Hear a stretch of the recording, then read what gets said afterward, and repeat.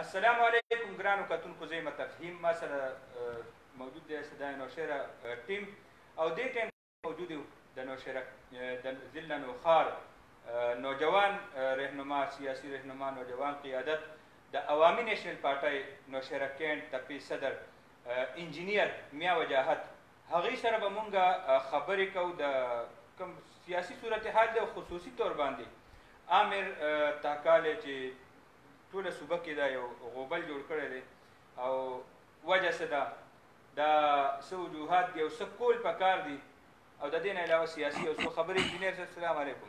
وعلیکم السلام. تفهیم بھائی څنګه یې؟ تاسو ښه؟ څه به وایي دا چې څه صورتحال شروع دی د عامر تاکالي دا واقعه شوې ده، جی نو دې کې د عوامي نیشنل پارټۍ څه وه د چې کله وشوه د مذمت او بالکل. بسم الله الرحمن الرحیم. ټولو کې ول تاسو شکریا ادا کوم تاسو موږ د خپل قیمتي ټایم راکو.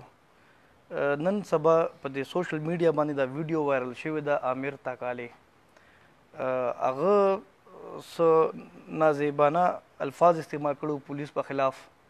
او اول خو زمونږ خلکو ټولو خلکو وایي د هلک ډېر غلط کار کړی دی، واقعي بېشک ډېر غلط کار یې کړی، ډېر کنځلې کړو، داسې نه و په کار تو مسپک. او بیا زمونږ بالکل جی او بل زمونږ ګورنمنټ او زمونږ د ادارو خلاف دومره دغه دا تذلیل و ډېره. بیا هغې نه پس دغه ته سزا میلاو شوه او سزا میلاو شوه، خلکو پکې دا رایم ورکړه چې ښه کار ورسره وشي دغه یې وکړو. خو چې هغې نه پس بیا هغه ویډیو را او دغه چې کومه بېعزتي شوې وه او دغه چې کوم عزت ته یې نقصان ورکړو، هغه ټوټلی د برداشت نه بهر دی، د هر پښتنو دپاره، د هر مسلمان دپاره، ایون زه خو یم غیر مسلم هم هغه دا شی نه ایسپټ کوي چې دا ډېر زیات د انسانیت خلاف کار شوی دی. نو نه پس زمونږ عوامي نیشنل پارټي صوبایي صدر صاحب ملګري دا حکم ورکړو چې تاسو په دې باندې څه پټیشن دایر کړئ.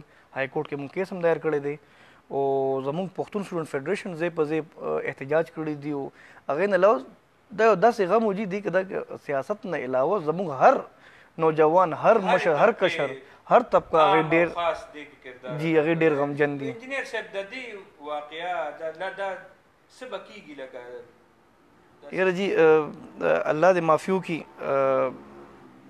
مونږ خو د دې ویډیو یو روح ګورو بل روح نه ګورو چې دا د چا د باندې دا سټیټمنټس ووې، چا څه دپاره استعمال کو. مونږ په دې کې خپل رای نشو ورکولی ځکه چې غیب علم خدای سره دی، خو زمونږ داسې ادارې شته چې هغې د دې انکوایري کولی شي، تلته یې رسېدی شي.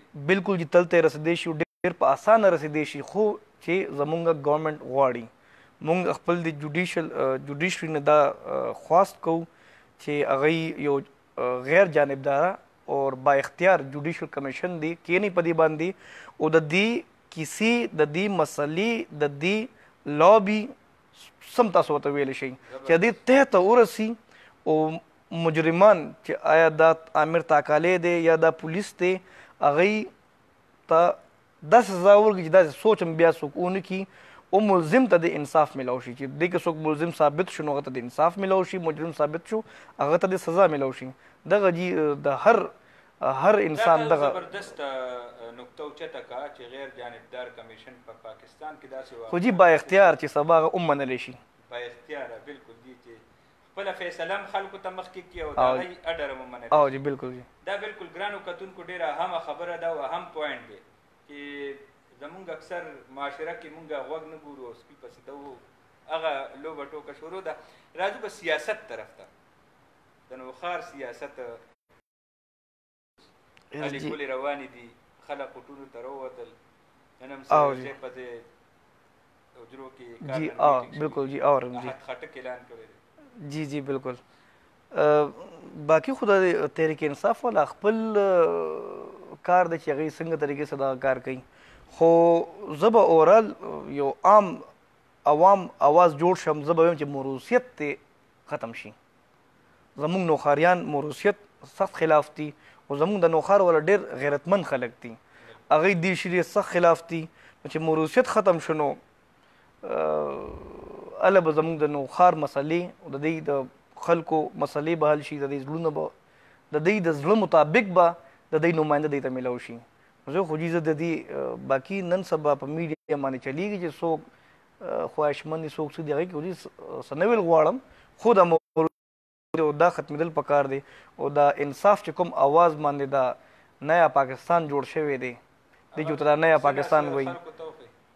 یاره جي څه نه څه خلکو ته څه خو مونږ خو اولې ورځ نه دا اووم کال دی چې انصاف نه هم بې انصافي مو کتلې ده. الله دې توفیق ورکړي چې انصاف ترې راولي. الیکشن پی کې باندې تاسو به الیکشن کې څه الی د دې لپاره سالې ګولې مو سټارټ کړي دي، مونږ ګورو مختلف جی میټینګونه هم روان دي، رابطې هم روان دي. الیکشن لحاظ سره چې تاسو خبرو کې نو خواهشمند یم د عوامي نیشنل پارټۍ نه چې زه الیکشن وکړم او باقي زمونږ د هلې ډلې خو چې الیکشن وي او که ني مونږ خپل د عوام سره رابطو کې څه نه څه صورت باندې مونږ هغوی سره رابطو کې یو چې د هغوی څه تکلیف وي مونږ کوشش منډه وو. ګرانو کتونکو دا یو څو خبرې تاسو سره مونږ شریکولې. یو نوجوان او باصلاحیته کارکن چې ډېرو کلونو نه چې کله نه عملي ژوند ته راغلی دی نو په یو ځای او په یو سیټ باندې ولاړ دی او خپل کار کوي. د دغسې ځوانانو او خدمتګارانو ضرورت دی. د بلې لارې پورې مونږ سره اوسئ. الله په امان.